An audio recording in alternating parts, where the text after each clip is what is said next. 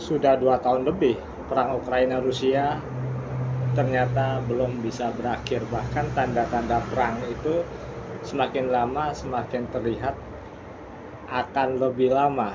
Dan ini yang menjadi persoalan besar bagi Perserikatan Bangsa-Bangsa, bagaimana bisa menemukan solusi yang tepat untuk menyelesaikan perang ini.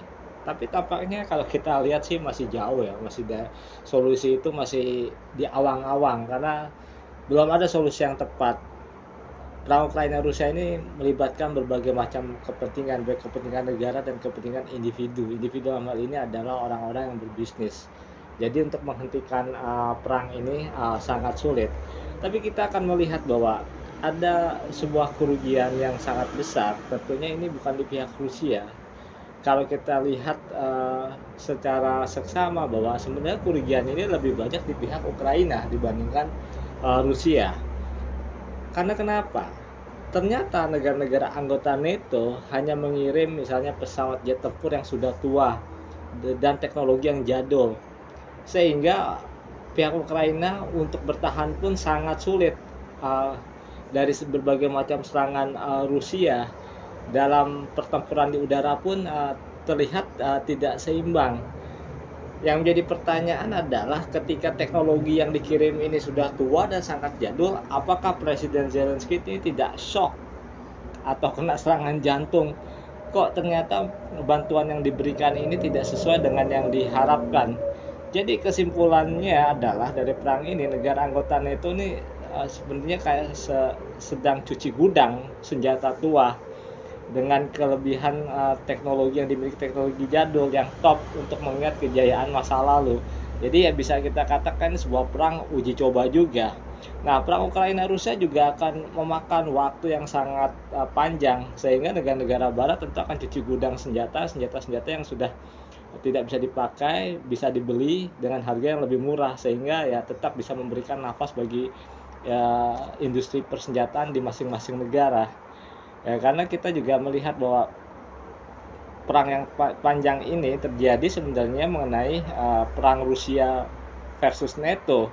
Ukraina dijadikan medan pertempuran antara pihak Rusia dan juga NATO dalam melihat siapa yang paling unggul. Jadi Ukraina ini sebenarnya adalah negara dunia ya, atau pihak ketiga ya, dunia dunia pihak ketiga yang menjadi medan pertempuran antara Rusia melawan negara-negara aliansi NATO.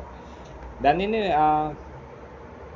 kita bisa lihat bahwa NATO ingin mendominasi kawasan Atlantik sehingga mengecilkan peran Rusia, dan ini yang tidak pernah disadari oleh Presiden Zelensky bahwa dia bisa dikatakan diperalat untuk mencapai tujuan dari para anggota dari aliansi NATO, bagaimana bisa berkuasa Eropa secara lebih besar, secara powerful. Dan juga berapa banyak sekarang ini rakyat Ukraina ya yang telah menjadi korban dalam perang ini.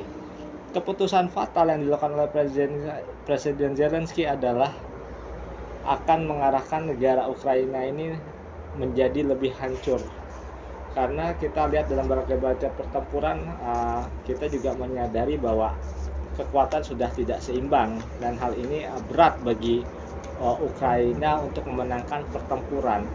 Mau sampai kapan pertempuran terjadi, tetap pihak Rusia dalam jumlah pasukan, dalam jumlah persenjataan jauh lebih unggul.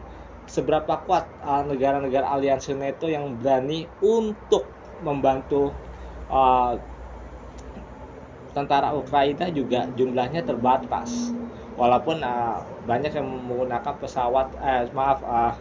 pasukan dari pihak ketiga, itu pasukan swasta atau kontraktor militer swasta, dan hal itu ternyata sampai sekarang kita bisa melihat sama sekali ya tidak bisa menjadi tumpuan dan harapan untuk memenangi pertempuran ini. Ya, ini analisa singkat saya bahwa lebih banyak kerugian di pihak Ukraina. Saya Septian Darto mengucapkan terima kasih banyak.